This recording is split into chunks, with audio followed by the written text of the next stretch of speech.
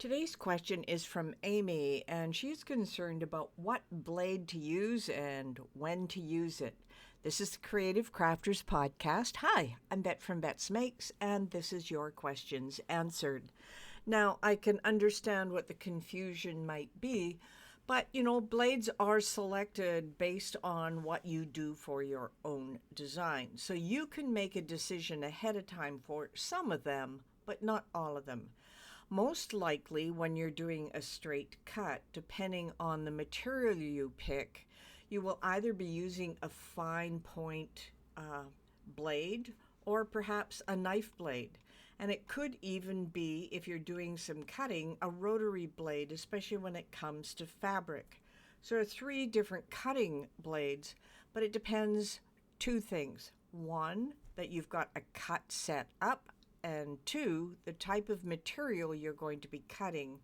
Design Space and Cricut have done a really great job of matching what you've got for material and the type of blade that fits on the machine. Now that's just the cutting part of it, because I have mentioned three types of blades, but you also have a deep point blade and housing. So it's not to confuse things, but you will be asked to put in the particular blade that is needed for that surface. Now there's other blades that you have, and of course you've got quick swap housing, so you can have an engraving tip, and that is available on the maker. And of course you've got other blades too. You've got a scoring wheel versus a stylus that will come up. You've got a debossing fine tip as well. So just, the fact that you can engrave and you can deboss. And of course, there's a pink one that's out there as well, and that's called the bonded fabric blade. And if you have an Explorer, that is the blade that will come up when you cut material.